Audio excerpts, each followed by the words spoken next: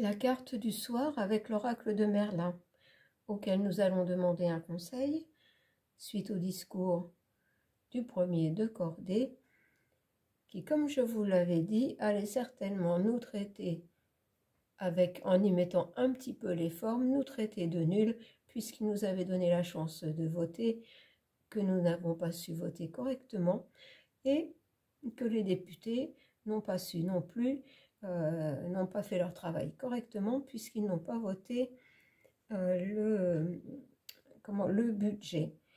Donc, il semble que lui va prendre les choses en main, nommer un nouveau gouvernement avec en plus une loi pour que personne ne puisse rien changer à ce qu'il a décidé. Donc, très certainement que ce nouveau gouvernement, comme je vous l'ai dit aussi dans mon tirage, ne fera pas long feu. Alors, on va demander à Merlin ce qu'il en pense et surtout qu'il nous donne un conseil. Ça va être celle-ci. Et nous avons Morgane.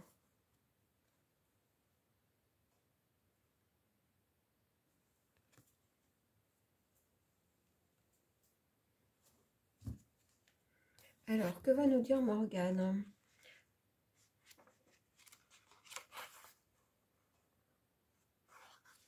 La carte 32, enfin la page 32. Alors, Morgane, la branche de pommier, le talent, l'eau. La symbolique Morgane, élève magicienne de Merlin, est une femme complexe, une reine des métamorphoses, tantôt jalouse et haineuse, tantôt guérisseuse et amoureuse.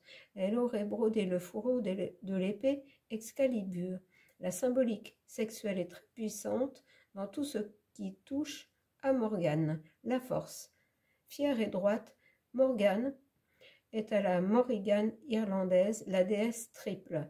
Elle se tient au croisement des chemins et supervise la vie, le combat, la mort. Sa force est surnaturelle, ses talents sont bien plus que ceux d'une femme fatale, séductrice et magicienne. Elle est la reine des îles de l'autre monde et la disciple de Merlin. L'animal qui l'accompagne, la corneille, oiseau des champs de bataille, des présages plus ou moins funestes, la corneille accompagne les âmes des défunts vers les portes de l'au-delà. Morgane revêt parfois son noir plumage pour ses voyages aux limites des mondes. L'entrave. Cette carte peut mener à une dérive, celle de la séduction débridée, de l'utilisation de son ascendant pour se venger, punir, augmenter son pouvoir personnel. Ça ne vous dit pas quelque chose? Le chemin. Le pouvoir est grand, les obstacles franchis avec brio, la destinée est très présente et le consultant doit être à l'écoute des signes et des présages. Ainsi, il se rapprochera des dieux. Le souffle de Merlin. Je vous conterai bien les histoires margotines et vous chanterai les exploits des morgeux et des eaux galloises. Toutes ces créatures mi-fées, mi-sorcières sont descendantes de Morgane, la forte, l'envoûteuse. Mais le vent de la tempête souffle, vous ne m'entendriez pas.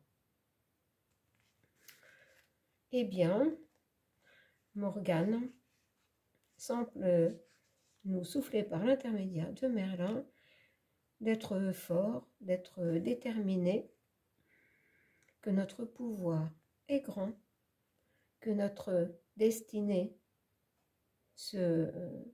nous franchirons les obstacles avec brio si nous écoutons les présages. Et comme je vous l'ai dit, tous ceux qui sont là-haut, nos défunts, nos proches, sont tout prêts pour nous conseiller, pour nous aider, pour nous soutenir. Donc, voilà, sur ces paroles, je vais regarder encore une fois parce que voilà, l'entrave du moment, c'est ça que sur quoi je voulais revenir, l'entrave du moment. L'entrave, c'est celui qui a parlé tout à l'heure. Donc, il peut mener à une dérive celle de la séduction débridée, de l'utilisation de son ascendant pour se venger, punir et augmenter son pouvoir personnel. Eh bien, c'est à ça que nous allons devoir faire face et utiliser comme Morgane tout notre talent, toute notre communication, notre force pour être vainqueur. Voilà, un peu différente cette carte du soir, mais je pense qu'elle est bien à propos. Voilà, je vous souhaite une belle soirée, une belle nuit, et que tout ceci ne nous empêche pas de dormir. Je vous embrasse.